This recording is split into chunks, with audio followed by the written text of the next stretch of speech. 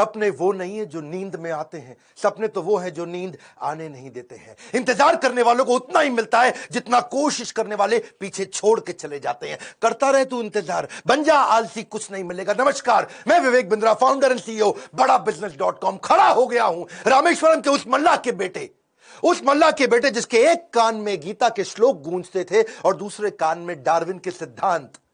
नाव पे तीर्थ यात्रियों को रामेश्वरम के मंदिर लेके जाया करते थे, और जब तीर्थयात्री रामेश्वरम मंदिर की परिक्रमा करते थे उतनी देर बैठ के ये फिजिक्स के सिद्धांत पढ़ा करते थे। बिखरी जुल्फों वाले सिर्फ मेरे या आपके नहीं बल्कि पूरे देश के चहेते डॉक्टर एपीजे अब्दुल कलाम की आज बात करेंगे। एपीजे, ए मतलब अबुल उनके परदादा, पी मतलब पाकिर उनके दादा, जे मतलब जैनुल अब्दीन उनके पिताजी, और अब्दुल कलाम वो उनका खुद का नाम। 11वें राष्ट्रपति, 2002 से 2007 जनवादी राष्ट्रपति, पीपल्स प्रेसिडेंट। एक बार की बात है, कॉन्फ्रेंस में एक अंग्रेज ने पूछा कि अब्दुल कलाम कौन है, एक वाक्य में बताइए। तो वहां बैठे एक बच्चे ने जवाब दिया, he is simple Indian who is inexplicable, यानी कि जिसको एक्सप्लेन ही नहीं कर सकते even with the best of the objectives. यानी कि एडजेक्टिव क्या होता है, वो जो नाउन को समझाता हो।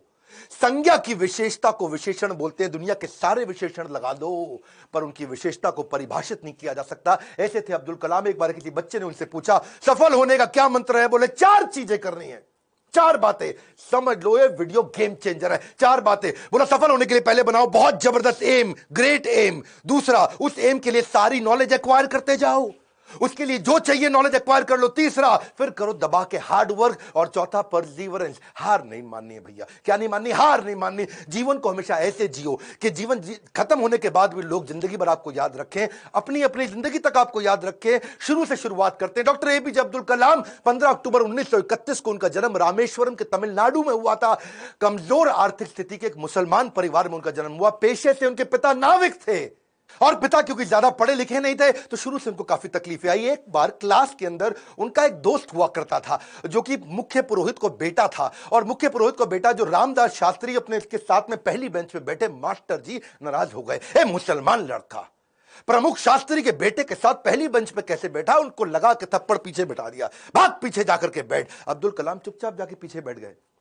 और क्या सोचिए, इस घटना पे उन्होंने उस दिन संकल्प लिया, पीछे बैठ के दुनिया बदलूंगा। और पीछे बैठना कोई मायने नहीं रखता, इसलिए वो कहा करते थे, देश का सबसे अच्छा दिमाग क्लासरूम की आखिरी बेंच पे भी मिल सकता है। अच्छा, परिवार बहुत बड़ा था, 10 भाई बहन थे, पैसों की कमी तो होनी थी, तो अपने खर्चा निकालने के लिए अखबार बेचना शुरू किया। छोटी उम्र में अखबार क्यों बेचते थे? इनको पता था पैसा तो मिलेगा, लेकिन सारे रास्ते में बेचते वक्त पूरे अखबार को पढ़ जाऊंगा। चलते चलते सारे अखबार को पढ़ जाया करते थे। 8 साल की जब उम्र में थे ना, ये बहुत छोटे थे, इनके गांव से कई किलोमीटर दूर एक मास्टर जी बहुत बढ़िया गणित पढ़ाते थे और बोले सुबह 4 बजे 1 घंटे की क्लास फ्री है, उसी बच्चे को पढ़ाऊंगा सुबह 4 बजे जो नहा धो के आएगा। अब ये कई किलोमीटर दूर सुबह 3 बजे उठ के तैयार हो के नहा के ठंडे पानी से किसी भी मौसम में, सर्दी हो बारिश हो या तूफान हो, 4 बजे पहुंच जाया करते थे। कलाम जब रात को भी घर में पढ़ते थे तो उनके वहां पे लालटेन होती थी, केरोसिन ऑयल से जलने वाली। 7 से 9 केवल 2 घंटे का तेल था इनके पास में, वो केरोसिन ऑयल, मिट्टी का तेल। लेकिन पिताजी माताजी इनकी जब देखा पढ़ने में इंटरेस्ट है तो उन्होंने अपने लिए अंधेरा रखा और इसके लिए 11 बजे तक किया। मेहनत से कभी डरे नहीं, ईमानदारी से कभी हटे नहीं। छोटा लक्ष्य देखना पाप के समान है, इसलिए हमेशा महान लक्ष्य चुनना होगा। जब 5वीं क्लास में थे, उनके टीचर सुब्रमण्यम अय्यर, श्री शिवा सुब्रमण्यम अय्यर, जो बच्चों को सिखा रहे थे चिड़िया कैसे उड़ती है, उसकी डिटेल की डिटेल, चिड़िया कैसे उड़ती है, चिड़िया कैसे उड़ती है, बच्चों को समझ ही ना आए तो ये उनको वहीं समुद्र के किनारे ले गए और वहां उड़ती हुई चिड़िया दिखाई। और वो लाइव एग्जाम्पल जब दिखाया चिड़िया उड़ती हुई, उसकी डिटेल की डिटेल पंखों की समझाई, तो उनके दिमाग में वहीं से इनका प्रोफेशन शेप हो गया। उनका घर समुद्र के करीब था और इच्छाएं आकाश से आगे थी, वहीं से एरोनॉटिक्स इनको समझ में आया। हाई स्कूल इन्होंने रामनाथपुरम के एक श्वार्ट्ज हायर सेकेंडरी स्कूल में किया। और एक बार अपने स्कूल में किसी गलत क्लास में पहुंच गए, और गलत क्लास में जब अंदर घुसे तो टीचर ने इनको चपत लगाई, जब तक तुम्हें यही नहीं समझ में आ रहा कि तुम्हारी क्लास कौन सी है, मैथमेटिक्स की क्लास में तुम गलत क्लास में पहुंच गए तो तुम क्या पढ़ोगे और क्या आगे बढ़ोगे। और वहीं इन्होंने इतनी पढ़ाई करी मैथमेटिक्स में कि 100 में 100 नंबर ले आए। टीचर भी हैरान हो गया, अगर तुम सूर्य की तरह चमकना चाहते हो तो पहले सूर्य की तरह जलना होगा। बचपन से ही आसमान में उड़ने की इच्छा थी, इसीलिए इन्होंने मद्रास के हाईएस्ट कॉलेज, देश का सबसे अच्छा कॉलेज था MIT, Madras institute of technology, वहां एरोनॉटिकल इंजीनियरिंग में दाखिला लिया। बहन ने काफी पैसा अपना सोना गहना गिरवी रख करके इनको 1000 रुपए दिया। कॉलेज में अब एरोनॉटिक्स था तो विमान के डिजाइन बनाने थे, प्रोजेक्ट मिला, अब विमान के डिजाइन बनाने में लग गए और डिजाइन जो बनाया और टीचर को दिखाया, टीचर को पसंद नहीं आया और टीचर ने कहा अगर तुम एक अच्छा डिजाइन नहीं बना सके ना अब्दुल कलाम तो तुम्हारी स्कॉलरशिप छिन जाएगी, स्कॉलरशिप छिन जाएगी, स्कॉलरशिप छिन जाएगी। इनका दिमाग चकरा गया। टीचर की ये बात सुन के पांव के नीचे जमीन खिसक गई। 1000 रुपए बहन ने गिरवी रखे, मुझे गहने अपने दिए थे और इन्होंने टीचर से कहा मुझको 1 महीना दे दो, बहुत बढ़िया डिजाइन दूंगा। टीचर ने कहा कोई 1 महीना नहीं, 3 दिन मिलेंगे, 3 दिन। इनका दिमाग हिल गया उस समय, ये घबरा गए थे स्कॉलरशिप ना छिन जाए। उसके बाद तो उन्होंने 3 दिन ना खाया ना सोए, 3 दिन ना खाया ना सोए, 72 घंटे लगातार उस पर काम किया, जी जान लगा दिया। और जब प्रोफेसर ने देखा डिजाइन, प्रोफेसर भी हैरान हो गए, उनकी आंख में आंसू आ गए। बोला बहुत बढ़िया डिजाइन बनाया। नींद और निंदा पर जो विजय पा लेते हैं उनको आगे बढ़ने से कोई नहीं रोक सकता। जो नींद और निंदा पे विजय पा लेता है उनको आगे बढ़ने से कोई नहीं रोक सकता है। इसके बाद MIT की परीक्षा अच्छे नंबर से उन्होंने पास करी। अब पढ़ाई तो उनकी हो चुकी थी। अगली लर्निंग इनके जीवन से क्या है? फेलियर को हार्ट में और सक्सेस को हेड में घुसने नहीं देना चाहिए। दिल और दिमाग को कंट्रोल में रखो। अब इनके पास 2 इंटरव्यू की ऑप्शंस आई, एक मिनिस्ट्री ऑफ डिफेंस से और दूसरी एयरफोर्स से। इनको कहां जाना था आपको मालूम है? एयरफोर्स में। और जो डिफेंस का था वो दिल्ली में था और एयरफोर्स था देहरादून में। तो दिल्ली होते हुए देहरादून जा रहे थे और वापसी पे इनको दिल्ली आना था। अब जब ये देहरादून गए, वहां पे 25 लोग एग्जाम देने आए वहां इंटरव्यू के लिए, जिनको वहां पे एयरफोर्स में सिलेक्ट होना था। अब 25 में से सीटें थी खाली 8 और इनकी रैंक क्या आई? 9वीं। फेल हो गए, वहां पे 1 नंबर से पीछे रह गए। 8 लोग सिलेक्ट हो गए, ये वहां रह गए। देहरादून से जब उतरते हैं सबसे पहले आता है ऋषिकेश। ये ऋषिकेश गए, वहां इनको मिले स्वामी शिवानंद। स्वामी शिवानंद तो बहुत पॉपुलर है, आज भी ऋषिकेश में उनके कई मठ हैं। तो इन्होंने शिवानंद के जाकर के अपनी तकलीफ बताई। उन्होंने इनको गीता पढ़ने के लिए जब बताया और इनसे कहा कि अगर ख्वाहिश आपके दिलो जान से निकले, पवित्र हो और उसमें शिद्दत हो, तो कमाल की एक अजीब सी ताकत होती है उसके अंदर। इसीलिए जो तुमने सोचा है वो होगा, तुम विश्वास रखो। ये गीता का लर्निंग था। यम यम तम तम, जैसा जैसा वैसा वैसा। यम यम वापी स्मरण भावम, जहां तुम्हारा स्मरण और भाव होगा तुम वैसे पक्का बन जाओगे। कलाम उसके बाद जब दिल्ली लौट के आए अपने गुरु से मिलने के बाद, तो वो मिनिस्ट्री ऑफ डिफेंस की नौकरी बची थी DRDO की। किसको पता था? वही DRDO इनके देश को आगे बढ़ाने में सबसे कारगर होगा। ये वहां प्रमोट हुए और किनके साथ? डॉक्टर विक्रम साराभाई की टीम में आ गए। आप चाहते हैं डॉक्टर विक्रम साराभाई पे भी हम वीडियो बनाएं? ये पेट्रियोटिक थे, अपॉर्चुनिस्टिक नहीं थे। अब्दुल कलाम विशेष व्यक्ति थे। 1963 में विक्रम साराभाई की टीम से इनको सिलेक्ट किया गया कि इनको नासा भेजो भैया ट्रेनिंग के लिए। ये 6 महीने की ट्रेनिंग के लिए नासा गए। नासा समझो भैया, नासा, नासा अमेरिका सबसे बड़ी संस्था जिसमें ये आगे बढ़ना चाहते थे। नासा इनको देख के चौंक गया, बोला यार लड़का बहुत जबरदस्त है। और इनको क्या बोला? भाई तू बहुत चैंपियन है, मेरी बात सुन, तुझको दे रहे अमेरिकन सिटीजनशिप, यहीं रह जा, तनख्वाह देंगे इंडिया के 5 गुना ज्यादा, अमेरिकन सिटीजनशिप, यहीं किसी गोरी से शादी कर, ओए होए जिंदगी में आराम ही आराम। अपनी ऑटोबायोग्राफी आत्मकथा में इन्होंने बताया कि एक बार के लिए इनके मन में भी विचार आया कि क्या मैं यहां रुकूं या नहीं रुकूं। वो बहुत चुनाव करना कठिन था कि आदर्शों की ओर चला जाए या माला माल होने के अवसर को गले लगाया जाए या पैसों और करियर के लिए इन्होंने सोचा विदेश नहीं जाएंगे, देश सेवा के इस अवसर को नहीं गवाएंगे। लौट के देश आ गए। डिफिकल्टीज हमेशा आपकी सफलता के रास्ते में आएंगी। अगली कहानी काफी डिफिकल्टीज आई जब इन्होंने शुरुआती टीम साइंटिस्ट की इसरो में ज्वाइन करी। वो क्या कहते हैं, देखो लर्निंग समझना, इन्होंने हमेशा डिफरेंशिएट किया। रियल प्रॉब्लम अलग है, इनकन्वीनियंस अलग है। प्रॉब्लम और इनकन्वीनियंस अलग अलग चीजें होती हैं। अगर आपके घर में भैया आग लग जाए, घर में आग लग गई, धू धू के घर जल रहा है और उसी वक्त आपकी गर्दन भी टूट जाए, हाथ भी टूट जाए, पांव भी टूट जाए, उसको बोलते हैं आप मुसीबत में हैं। बाकी सब कुछ केवल सामान्य असुविधाएं होती हैं। इनके जीवन में इन्होंने असुविधा पे ध्यान नहीं दिया, रियल प्रॉब्लम्स पे ध्यान दिया। असुविधा बहुत आई क्योंकि ये शुरुआती टीम में इसरो की ज्वाइन किए थे। जिंदगी में जितनी बड़ी मुश्किलें होंगी और उन पे अगर आपने काबू पा लिया तो उतना ही बड़ा आपका नाम भी होगा। जब इन्होंने ज्वाइन किया शुरुआती दिनों में तो सेंट मेरीज चर्च था, कुछ नहीं दिया गया, कोई इन्वेस्टमेंट नहीं थी वहां पे। सेंट मेरीज चर्च को इन्होंने अपना ऑफिस बनाना पड़ा इनको। वहां सारे साइंटिस्ट इंजीनियर जो नासा से ट्रेन होकर आए थे वो चर्च में बैठ के ऑफिस में बैठे और बीच पे उन्होंने समुद्र के किनारे अपना रॉकेट का लॉन्च पैड बनाया और जो अस्तबल होता है या बल्कि कैटल शेड जो गौशाला होती है वहां की लेबोरेटरी बन गई। बिशप जो चर्च के फादर थे उनके घर को इन्होंने अपना वर्कशॉप बनाया।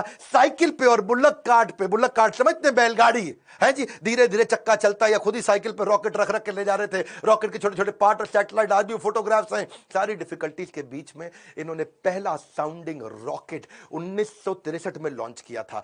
ये इतना मशगूल हो गए भैया काम में, इतना मशगूल हो गए, इनकी सगाई फिक्स हो गई थी। उस समय ये 32 साल की उम्र थी, इनकी सगाई फिक्स हो गई, ये काम में लगे रहे, भैया रॉकेट जाएगा, रॉकेट जाएगा, देश का पहला रॉकेट जाएगा। ये सगाई पे जाना भूल गए लोग बेचारे, वहां मंडप पे इंतजार करते रहे। मंडप तो नहीं, रिंग सेरेमनी थी, वहां इंतजार ही करते रह गए। अरे अब्दुल कलाम आएगा, अब्दुल कलाम रॉकेट बनाने में लगे थे देश के लिए। जीवन में कठिन दौर से गुजरते वक्त ये मत सोचिए कि ये जिंदगी में कठिनाइयां हमेशा रहेंगी। ये कठिनाइयां आई हैं और चली जाई हैं, चली जाएंगी। इन्होंने गीता हाथ में पकड़ ली थी, इनको इनके गुरु ने दिया था, और गीता में क्या बताया, आगाम पाई नो, कठिनाइयां आएंगी और चली जाएंगी। 1969 में इसरो के डायरेक्टर की जब इनको कमान दी गई तो उन्होंने सोचा कि क्यों नहीं SLV-3। SLV-3 क्या होता है? ये एक होता है सैटेलाइट लॉन्च व्हीकल, यानी कि कभी सैटेलाइट को भेजते हैं तो उसका एक लॉन्च व्हीकल चाहिए होता है। एक होती है गोली ठा और एक होती है गोली के लिए बंदूक जिससे गोली निकलती है, तो एक लॉन्च व्हीकल होता है जिससे सैटेलाइट को भेजते हैं और जो अपने ऑर्बिट में जाके सेट होता है। तो जब इनके पास पैसा नहीं था वहां पे, इन्होंने क्या कहा कि भैया SLV-3 के लिए काम करूंगा और PSLV के लिए काम करूंगा। SLV-3 में 1 रुपया लगेगा, PSLV में 1 रुपया लगेगा, तो दोनों मिला के 2 रुपया लग जाएगा। तो ऐसा करते दोनों को एक साथ करने का जुगाड़ करता हूं, 1 रुपये 20 पैसे में कर दूंगा, 80 पैसा बच जाएगा। तो थोड़े कम खर्चे के अंदर दोनों प्रोजेक्ट पूरे कर दिए। इसके लिए उन्होंने सरकार से फंड मांगा, इंदिरा गांधी ने बोला फंड नहीं है, पब्लिकली मना कर दिया, प्राइवेटली थोड़ा सा फंड इनको दिया, और थोड़ा सा फंड मिलने के बाद ये जी जान से अपने प्रोजेक्ट पर लग गए। अब अब्दुल कलाम है भैया, 18 घंटे रोज काम करते थे, साल के 365 दिन, लीप ईयर में 366 दिन भी काम करते थे। 1969 से 1989 तक 10 साल इन्होंने अपना जी जान से मेहनत किया। केवल 2 बार छुट्टी ली, एक बार पिता के देहांत पे, एक बार माता के देहांत पे। बाकी दिन कोई सैटरडे संडे नहीं, 15 अगस्त 26 जनवरी नहीं। 10 साल के कठिन परिश्रम के बावजूद 1979 में इनका SLV-3 satellite launch vehicle fail हो गया। और जब फेल हुआ तो ये बहुत घबरा गए, क्योंकि उस समय ये इसके ऊपर पूरा देश देख रहा था इनको, पूरी दुनिया की मीडिया देख रही थी इनको, हताश हो चुके थे। और उस परिस्थिति में इनके जो प्रोफेसर सतीश धवन जो चेयरमैन थे उस समय, उन्होंने इनको बुलाया कि आओ अब्दुल कलाम, चलो मीडिया इंतजार कर रही है, वहां जाके बात करना होगा। कलाम घबराए हुए थे, अब सब कुछ मेरे ऊपर आ जाएगा, क्योंकि ये मिशन डायरेक्टर, प्रोजेक्ट डायरेक्टर थे।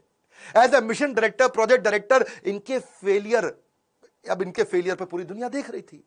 और जब सतीश धवन ने इनको बुलाया तो ये और घबरा गए, अब मीडिया को क्या जवाब दूंगा। मीडिया ने कहा करोड़ों रुपया तुमने देश का लगा के बर्बाद कर दिया, तुम्हारे को क्या अधिकार था। और वहीं प्रोफेसर सतीश धवन ने माइक ले लिया और माइक लेकर के क्या बोला, ये टीम बहुत जबरदस्त है, पहली बार किया है, फेल हुए हैं, 1 साल के अंदर यही टीम दोबारा इसी SLV-3 को लॉन्च करेगी। और दुगनी ऊर्जा भर दी टीम के अंदर। सारे फेलियर को, अब्दुल कलाम के फेलियर को उन्होंने अपने ऊपर ले लिया। ये देख करके अब्दुल कलाम हैरान हो गए। 1 साल दोबारा जी जान से मेहनत करी, इंटेलिजेंस आ चुकी थी, और इस बार SLV-3 जब सफल हो गया तो उसके बाद फिर अब दोबारा प्रोफेसर धवन ने माइक इस दफा कलाम जी के हाथ में दे दिया। बोला अब तुम सफल हो गए हो, अब जवाब तुम दोगे। अब्दुल कलाम हैरान हो गए, बोले this is called leadership. How to handle success ये सबको आता है, हाउ टू हैंडल फेलियर ये प्रोफेसर धवन ने सिखाया कि जब मैं सफल होऊंगा तो टीम को क्रेडिट दे दूंगा, और जब विफल होऊंगा तो सारा का सारा फेलियर अपने ऊपर ले लूंगा। इस बात से प्रभावित आगे चल के इंदिरा गांधी भी हो गई, और देखा क्या उन्होंने कि ये दोनों ने बहुत जबरदस्त काम किया। उन्होंने प्रोफेसर धवन को बोला मैं अब्दुल कलाम से मिलना चाहती हूं, इन्होंने अब्दुल कलाम को बोला आ जाओ भैया, इंदिरा गांधी मिलना चाहती हैं। वो बोले भाई मेरे पास तो कपड़े नहीं, मैं चप्पल में फटी हुई घूम रहा हूं, मैं कैसे अब उनके आकर के मिलूंगा। तो उन्होंने कहा कि भाई कलाम तुम पहले से ही सफलता का सूट पहने हुए हो, कलाम तुमने पहले से ही सफलता का सूट पहना है, कपड़ों का सूट नहीं चाहिए। और उन्होंने जाकर के वहां जब इंदिरा गांधी से मिले, बड़ी प्रभावित थी। उन्होंने कहा कि अब तुम्हारे को डिफेंस में और काम करना पड़ेगा। इस समय चाइना भी, पाकिस्तानी भी, आजू बाजू सब लोग मिसाइल की तैयारियां कर रहे हैं, तुम मिसाइल बनाओ हमारे देश के लिए। और उसी समय अटल बिहारी वाजपेयी से भी उनकी पहली मुलाकात हुई। अटल से जब उन्होंने हाथ मिलाने के लिए आगे बढ़ा तो अटल इनसे हाथ नहीं मिलाए, अटल बिहारी जी इनको गले लगा लिए। इंदिरा गांधी मुस्कुराई, बोलिए ध्यान रखना अटल बिहारी जी ये मुसलमान है। अटल बिहारी बोले ये मुसलमान बाद में हैं, पहले हमारे देश के नागरिक हैं और हमारे देश के महान साइंटिस्ट हैं। अब्दुल कलाम उनको देख के बहुत मुस्कुराए। सफलता पे सफलता मिल रही थी, उसका उन्हें इनाम भी मिल रहा था। 1981 में पद्म भूषण अवार्ड दिया, 82 में DRDO का डायरेक्टर बना दिया। डिफेंस की ऑर्गेनाइजेशन DRDO उसके मुख्य पद पे आ चुके थे, पर मन से वो खुश नहीं थे, मन से खुश नहीं थे, क्योंकि जानते थे कि चाइना और पाकिस्तान मिसाइल पे मिसाइल बना रहा है और उन्हें देश की सुरक्षा खतरे में नजर आ रही थी। उस दौरान कमाल की बात देखो, अजीबो गरीब इमेजिनेटिव व्यक्ति थे अब्दुल कलाम जी। उन्होंने महाभारत को पढ़ना शुरू किया और महाभारत में बर्बरीक की कहानी सामने आई, उससे बड़े इंस्पायर्ड हुए।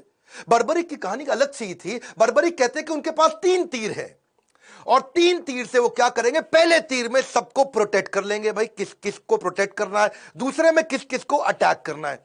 मेरी बात समझना, पहले 2 तीर में क्या करेंगे, किसको अटैक करना है उन सबको डिसाइड कर लेंगे, उसके बाजू में किस किस को, सबको थोड़ी पूरा का पूरा शहर उड़ा दें भाई। जिसको प्रोटेक्ट करना है उसको सिलेक्ट कर लिया, जिसको अटैक करना है उसको सिलेक्ट कर दिया, तीसरे तीर में गेम ओवर, खत्म कर दिया। तो उनके पास 3 तीर थे। वहां सोचे यार ये तीर किसको प्रोटेक्ट किसको अटैक कैसे जाना है, किधर किधर जाना है, बड़े गाइडेड तीर है। वहां से उन्होंने इंटीग्रेटेड गाइडेड मिसाइल प्रोग्राम तैयार किया कि क्यों नहीं कोई ऐसी मिसाइल बना दे कि आदमी लेफ्ट भागे तो मिसाइल लेफ्ट चली जाए, आदमी राइट भागे तो मिसाइल राइट चली जाए, और जिस टैंक को उड़ाना है वो टैंक आगे निकल गया तो मिसाइल आगे चली जाए। गाइडेड मिसाइल कैसे बनाए, बर्बरीक के उनको इस प्रसंग से इमेजिनेटिव थे। एक इंटरव्यू में बोले कि भगवान कृष्ण के सुदर्शन चक्र से सीखने को मिला। भाई भगवान कृष्ण का सुदर्शन चक्र बड़ा रिमोट कंट्रोल्ड होता है। भाई कृष्ण ने चक्कर छोड़ा और सामने वाले के पास जाके पहले चक्कर रोक दिया, जितनी देर पहले बातचीत करनी है बातचीत कर लिया, चक्कर घूमे जा रहा है, और जब बोलते खत्म करो अटैक करो तो चक्कर मारा उसको और वापस आ गया। तो बोले यार ये बड़ा सिस्टम है, बड़ी एडवांस टेक्नोलॉजी थी। तो वहां से उनको इंटीग्रेटेड गाइडेड मिसाइल ये मॉडल उन्होंने शुरू किया और उसके बाद उन्होंने एक के बाद एक मिसाइल की झड़ियां लगा दी। देखो, who dare to imagine the impossible are the ones who will break all human limitations. Imagination के बारे में वो हर कॉलेज में लेक्चर दिया करते थे। 1985 में उन्होंने त्रिशूल नाम की मिसाइल लॉन्च करी, फिर उन्होंने पृथ्वी लॉन्च करी 1988 में। 89 में अब अग्नि के पीछे लगे हुए थे। उन्होंने आकाश भी कर दिया, नाग भी कर दिया, अग्नि नहीं होती थी उनसे, अग्नि में बार बार फेल हो रहे थे। अग्नि मिसाइल ये बड़ी इंपॉर्टेंट प्रोजेक्ट था, लेकिन देश भर में अब लोगों ने क्वेश्चन करना शुरू कर दिया। लोग अपने अपने हिसाब से इसका अलग अलग मतलब निकाल रहे थे, भाई क्यों फेल हो रहे हैं।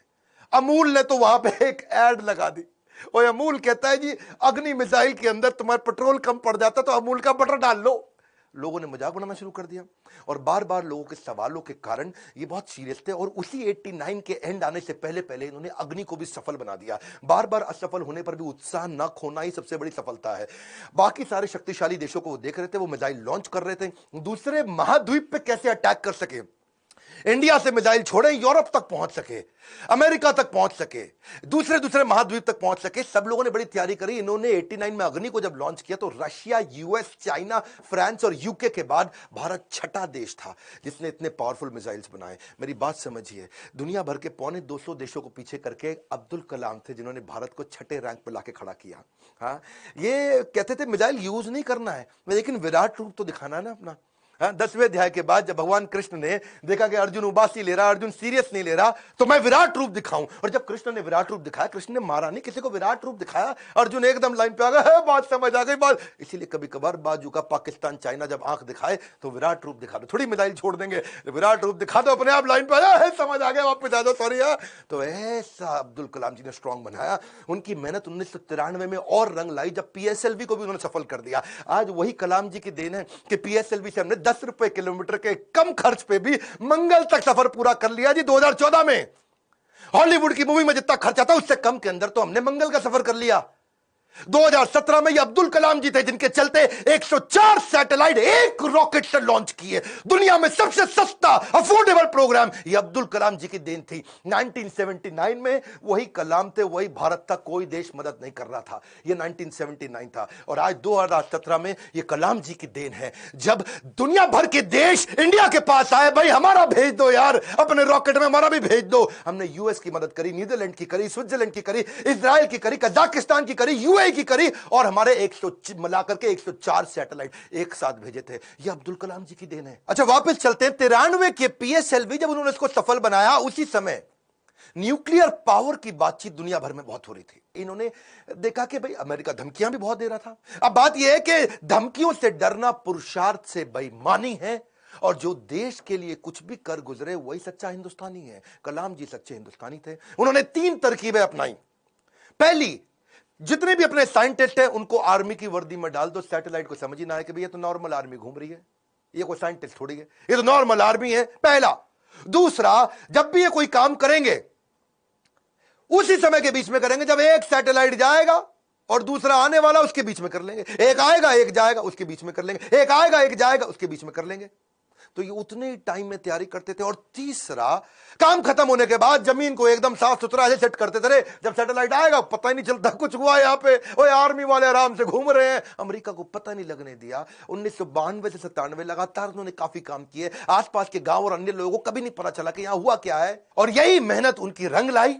1998 में भारत ने ऑपरेशन शक्ति के नाम से परमाणु परीक्षण कर दिया, चुपचाप कर दिया। आज इन्हीं प्रयासों से भारत परमाणु समृद्ध बन पाया है। 5 देश थे उस समय में, फ्रांस था, यूएस था, रशिया, यूके और चाइना। ये 5 देश थे। हमें किसी से दिक्कत नहीं थी, हमें चाइना से दिक्कत थी, क्योंकि चाइना चुपचाप उस समय पाकिस्तान को भी परमाणु शक्ति दे रहा था। वो तो आपको पता ही है जी, है वो तो उसका नाजायज, मैं जरा नहीं बोलूंगा। तो उसके चक्कर में, पाकिस्तान और चाइना के चक्कर में यहां इंडिया ने काम पूरा कर दिया। उनके लगातार प्रयास जो चलते 1997 के अंदर उनको भारत रत्न दिया गया। 41 साल तक उन्होंने भारत की सेवा करी। 1999 में वो रिटायर हुए। उन दिनों वाजपेयी जी एक्शन में चल रहे थे इधर, यहां ये रिटायर हुए, वाजपेयी जी एक्शन में। उन्होंने फोन मिला दिया, ओ हाँ भी कलाम जी, बात सुनो यार, अपना मंत्रिमंडल हम बना रहे हैं, तुम्हारे को हम मिनिस्ट्री देना चाहते हैं, आ जाओ यार। तुम बुद्धिमान आदमी हो, विजनरी लीडर थे। वाजपेयी जी अपने आप में विजनरी थे। बोले अब्दुल कलाम को लूंगा तो बहुत अच्छा रहेगा, माइनॉरिटी भी हमारे साथ जुड़ेगी, बुद्धिमता भी मिलेगी, इंटेलिजेंस भी बिल्ड होगा। अब्दुल कलाम जी को कन्विंस करने में लगे। कलाम जी बोले 1 दिन बाद बताऊंगा जी। 1 दिन बाद कलाम जी ने फोन कर दिया कि जी मैं अस्वीकार करना चाहता हूं, और मिल करके फिर जाके बोला कि मुझको एक नई पीढ़ी तैयार करनी है जो भारत को विश्व गुरु बना सके। एक नई पीढ़ी तैयार करने के लिए मैं कॉलेजेस में पढ़ाना चाहता हूं। अपनी टीचिंग के प्रोफेशन के लिए अन्नामलाई यूनिवर्सिटी तमिलनाडु साउथ वापस चले गए। अगली बार यहां तो सब ठीक हो गया। अब जब राष्ट्रपति बनने का समय आया 2002 में, कई लोगों का नाम आया, बहुत सी चीजें आगे पीछे हुई, और उन्हीं दिनों जब वो नाम आया तो फिर से यहां घंटी बजती रही इनके ऑफिस के अंदर, कलाम जी के। और जब ऑफिस में घंटी बजती रही, किसी को नहीं पता चला, तो किसी ने, इनके वाइस चांसलर ने इनके यूनिवर्सिटी में जाके भाग के कलाम जी को बोला, अरे कलाम जी आपके यहां प्रधानमंत्री जी का फोन आ रहा है बार बार। कलाम जी गए, उन्होंने फोन उठाया, तो नमस्कार, बातचीत शुरू हुई। तो वाजपेयी जी ने कहा, देखिए एक रिक्वेस्ट करूंगा, अब मना नहीं करना, पिछली बार आपने मना किया था, अब नहीं करना। तो कलाम जी ने पूछा, कहिए क्या रिक्वेस्ट है। वाजपेयी जी बोले, हम आपका नाम देश का राष्ट्रपति बनाने के लिए रिकमेंडेशन देना चाहते हैं, आप हाँ कर दीजिए। अब्दुल कलाम जी मुस्कुराए और बोले 1 घंटे का समय दीजिए। 1 घंटे के बाद वो वापस गए, उन्होंने फिर फोन किया और स्वीकार कर लिया। बोला ठीक है, मैं इसके लिए तैयार हूं। अब कलाम जी का राज्य अभिषेक होना था, जैसे भगवान राम का राज्य अभिषेक हुआ 14 साल के वनवास के बाद में। और भगवान राम जब वापस आए और उनका अभिषेक, तो अभिषेक के समय पर उनके भाई ने उनसे पूछा कि आप किस किस को राज्याभिषेक में बुलाना चाहते हैं। तो भगवान ने बोला 14 साल में था नहीं, मेरे यहाँ कोई दोस्त है नहीं, और जो हमारे दोस्त थे उन सबको आप जानते ही हैं, आपने सबको इन्वाइट कर ही लिया होगा। और इतने में भगवान राम ने कहा, हाँ, पर इस वनवास के दौरान मेरा एक दोस्त बना था। वही शुरुआत के जो साल थे, उन दिनों एक नाविक हमें नदी पार कराया करता था, केवट। वो केवट ने हमारी बहुत मदद करी है, वो हमारा मित्र है। उस केवट को बुला के लाओ राज्याभिषेक में। और केवट को लाके सबसे आगे भगवान राम के उस राज्याभिषेक में बुलाया गया था। ठीक उसी प्रकार जब अब्दुल कलाम जी से पूछा गया कि अब आपका भी राज्याभिषेक हो रहा है, you are going to become president of India, और कलाम जी ने कहा, आपने जिस जिसको बुलाना था सबको बुला लिया है। मेरे 2 ही मित्र हैं। जब मैं साउथ में रहा करता था तो उस समय एक मोची, जो मेरे जूते बांधने में फटे जूते होते थे, उसने मेरी बहुत मदद करी, वो मेरा मित्र है, उसको बुला लीजिए। और एक ढाबे वाला जिसने उनको खाना खिलाया और कभी कभी 2 रोटी एक्स्ट्रा भी खिलाई, बोला उनको दोनों को जरूर बुला लीजिए। विनम्रता के उदाहरण खत्म थोड़ी होंगे। आमतौर पर जब व्यक्ति बड़ा होता है या राष्ट्रपति बन जाता है तो कहीं कहीं ट्रक लेकर के राष्ट्रपति भवन जाता है, और कहीं मल्टीप्लाइड एक्स्ट्रा ट्रक लेकर के बाहर निकलता है। पर अब्दुल कलाम जी केवल एक मात्र ऐसे राष्ट्रपति थे जो 2 सूटकेस से भवन में गए थे, और निकलते वक्त 2 ही सूटकेस लेकर के भवन से वापस आए थे। उनकी कुल संपत्ति में क्या था? कुछ नहीं था। एक रामेश्वरम में उनका पैतृक घर जो उनके पिता ने बनाया था, 2500 उनकी किताबें, एक वीणा जिसको बजाने में उनको बड़ा आनंद आया करता था, वीणा बहुत बजाते थे, एक उनकी कलाई की घड़ी, एक सीडी प्लेयर जिसमें वो भजन सुना करते थे, एक लैपटॉप था, 6 कमीजें जिनमें 3 तो डीआरडीओ की दी थी, 3 उनकी खुद की थी, 4 पेंट थी टोटल, जो 2 डीआरडीओ की दी थी, 2 उनकी खुद की थी, 3 सूट थे और 1 जोड़ी जूता। हाँ, लेकिन उनके पास खास बात क्या थी? 40 डॉक्टरेट थी। खुद पीएचडी की पढ़ाई कभी नहीं करी, कोई मेडिकल पीएचडी की पढ़ाई नहीं करी, पर जिस यूनिवर्सिटी जाते थे लोग उन्हें डॉक्टरेट देते थे। लॉ, इंजीनियरिंग, साइंस, कितनी तरह की doctorate, Padma Bhushan, Padma Vibhushan, Bharat Ratna, Veer Savarkar award, Ramanujan award, कई प्रकार के इनको अवार्ड मिले। उनकी एक खास बात मैं जरूर बताना चाहूंगा, हालांकि वो मुसलमान थे लेकिन वेजिटेरियन थे। उनका बड़ा प्रेम था, एनिमल्स आर एंजल्स विद फर। पक्षी जगत पर्यावरण का सूचक होता है। कलाम जी क्या कहते थे? वो पर्यावरण का सूचक है, और अगर वो मुसीबत में है तो समझ लेना कि अब हमारे भी बुरे दिन दूर नहीं है। एक बार उनको जो डीआरडीओ की उनकी दीवार हुआ करती थी ना बाउंड्री की, तो उनको बोला गया सिक्योरिटी के लिए कांच वांच लगा दो। बोला बिल्कुल नहीं, ये बर्ड्स के लिए बड़ा हार्मफुल हो सकता है। उन्होंने मना कर दिया। और जिस समय वो प्रेसिडेंट बने थे, बाद में जब वो राष्ट्रपति भवन के अंदर मुगल गार्डन में जब वॉक किया करते थे ना, तो वो एक मोर को देखा जो ना मुंह खोल पा रहा ना बंद कर पा रहा है। स्पेशली उन्होंने वेटनरी डॉक्टर को बुला के देखा, तो देखा मोर के गले में ट्यूमर है, ना मुंह खोल पा रहा है ना मोर मुंह बंद कर पा रहा है। उन्होंने इसका इलाज कराया। एक लीडर की महानता का इसी बात से पता चलता है कि वो किन लोगों की मदद कर रहा है जो बदले में उन्हें कुछ नहीं दे सकते।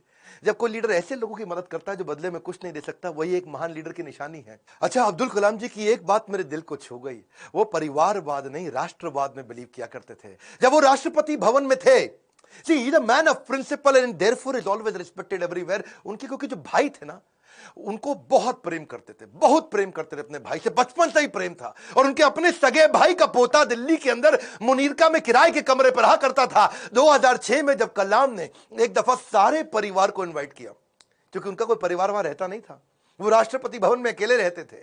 और जब एक बार उन्होंने सारे परिवार को बुलाया राष्ट्रपति भवन में, तो वो लोग 8 दिन तक रहे। और सारे परिवार, क्योंकि 10 भाई बहन थे ना, तो 52 लोग आए। और कलाम जी ने देखा बहुत खर्चा हो रहा है, तो उन्होंने चाय की प्याली तक का हिसाब रखना शुरू किया। सब लोगों को उन्होंने अजमेर शरीफ प्राइवेट बस करके भेजा, उसका भी हिसाब रखना शुरू किया। उन्होंने अपने अकाउंटेंट से सारा हिसाब बनवाया और बोला कि ये कितना बना, तो देखा 3,52,000 रुपए का चेक उन्होंने अपनी तनख्वाह से काट के दिया। और क्या कहा कि राष्ट्रपति भवन की जिम्मेदारी केवल राष्ट्रपति की होती है, पूरे परिवार की नहीं होती है। अब्दुल कलाम जी इतने विनम्र व्यक्ति थे। विनम्रता ताज के बिना राजसी गौरव है, वो ऐसी चीज है। महान व्यक्ति की महानता ही उसकी नम्रता है। डॉक्टर कलाम को एक बार आईआईटी बीएचयू के अंदर चीफ गेस्ट के रूप में इनवाइट किया गया, और जब वहां पे आए तो वहां पे 7 कुर्सियां थी। बीच वाली कुर्सी थोड़ी ऊंची थी, और जब बीच वाली कुर्सी ऊंची, क्योंकि वो राष्ट्रपति थे, उनको बैठना था। उन्होंने बोला ना ना ना, कुर्सी हटाओ, बराबर की कुर्सी लगाओ। तो बोले नहीं सर, ये स्पेशल कुर्सी है हमारे चीफ गेस्ट के लिए। तो वो समझ गए कि चीफ गेस्ट कौन होते हैं भैया, जो एजुकेशन में महागुरु है वही है। तो उन्होंने वाइस चांसलर को बोला आप आइए बैठिए। वाइस चांसलर घबरा गए, बोला राष्ट्रपति आप हैं, you are the first person of our country, आप बैठेंगे। बोला बिल्कुल नहीं। फिर उन्होंने अपनी कुर्सी हटवाई, बराबर की कुर्सी पे बैठे। कलाम जी ऐसे थे, ईमानदारी एक जादुई गुण है। यदि आपका हृदय ईमान से भरा है तो शत्रु का पूरा संसार आपके साथ खड़ा है। कहते हैं कि कोई भी पैतृक संपत्ति, माता पिता की दी हुई कोई भी पैतृक संपत्ति ईमानदारी के बराबर आपको अमीर नहीं बना सकती। सबसे ज्यादा अमीर व्यक्ति वही जो ईमानदार है, पूरा संसार आपके साथ खड़ा है। कलाम साहब तो एवर यूथफुल थे। 70 साल की उम्र में youth icon of the year का अवार्ड उनको मिला। हमेशा जीवन में भगवत गीता और कुरान दोनों साथ में रखते थे। 83 वर्ष की उम्र में उन्होंने रिटायर नहीं किया, रिट्राई किया। He was not tired, he was inspired, he was not tired up, he was fired up। आंखों में रोशनी तो उनकी कम हो रही थी, पर युवाओं के भविष्य को रोशन करने में लगे थे। उनके शरीर के पांव के कदमों की गति कम हो गई थी, पर देश की समृद्धि की गति को बढ़ाने में लगे हुए थे। एक असाधारण, एक अनोखा, अस्वाभाविक, अलौकिक व्यक्तित्व के 2015 में हमेशा के लिए हमको अलविदा करके चले गए। और कहां गए? उसी IIM शिलोंग के अंदर आखिरी लेक्चर देते वक्त, जैसे क्षत्रिय अपने युद्ध के मैदान में लड़ाई करते हुए वीर गति को प्राप्त करता है, ऐसे ही IIM शिलोंग के अंदर लेक्चर देने के बाद तुरंत वहीं लेक्चर देते वक्त, जो कल था वो आज नहीं है, जो आज है वो कल नहीं होगा, वैसे ही इस ब्रह्मांड में दूसरा कोई कलाम नहीं होगा। स्विट्जरलैंड जैसा देश जो साइंटिफिक रिसर्च के मामले में 8वें पायदान पे आता दुनिया में, और जब वो 26 मई कलाम स्वयं जब उनके देश गए थे, तो वही स्विट्जरलैंड उसको साइंस डे के रूप में मनाता है। यूएन उनके जन्मदिन को यूएनओ कहता है कि इसको हम वर्ल्ड स्टूडेंट डे के रूप में मनाते हैं। बन जाती है परिभाषा भारत के सम्मान की जब जब बात होती है श्री APJ अब्दुल कलाम की। अब्दुल कलाम जी रेस्ट इन पीस नहीं है, बट रेस्ट इन मी है। अब्दुल कलाम जी आप लौट गए, आप कैसे आएंगे? अगर आप नहीं आएंगे तो आपके शिक्षा के रूप में तो आप हमारे साथ हैं। आज बड़ा बिजनेस भी, इतने सारे बिलियनियर प्रोफेसर हैं, आप हमारे प्रोफेसर नहीं है, लेकिन आपकी शिक्षाओं को हमने प्रोफेसर बनाया है। आज बिलियनियर प्रोफेसर के साथ अफोर्डेबल तरीके से सबको सिखा रहे हैं। आज कलाम साहब भी अगर हमारे प्रोफेसर होते तो कितनी ताकत बढ़ जाती, पर उनकी लर्निंग को तो प्रोफेसर बना सकते हैं। एक ऐसा व्यक्ति जो मिट्टी के तेल में पढ़ करके जीवन बिताया, जिसने हाथ में फिजिक्स की किताब जिसने दिन रात पढ़ाई करी, अखबार बेचते बेचते पढ़ना सीखा। और हाँ, 23 जनवरी को सुभाष चंद्र बोस जी का जन्मदिन है। क्या आप उनके बारे में वीडियो देखना चाहते हैं? कमेंट बॉक्स में बताइए। सरदार पटेल के विषय में वीडियो देखना चाहते हैं? कमेंट बॉक्स में बताइए। शेयर करिएगा इस वीडियो को। वो क्या है, गाली देता है ना कि कोई मिनाटी मिनाटी खूब गाली देके मिलियन सब्सक्राइबर बनाता है, बच्चों को लगता है कूल है। देश का चरित्र बनाना है, गाली बोलना नहीं सिखाना है। इस वीडियो को शेयर करिए। अगर आप माँ बाप अपने बच्चों को जरूर दिखाइए। हमारे को और अब्दुल कलाम बढ़ाने हमारे देश में। इस वीडियो को देश भर में, दुनिया भर में पहुंचाइए। हमारे साथ जुड़े रहने के लिए, नए हैं तो आके सब्सक्राइब करने के लिए आप सबका हृदय की गहराइयों से प्रेम पूर्वक बहुत बहुत धन्यवाद।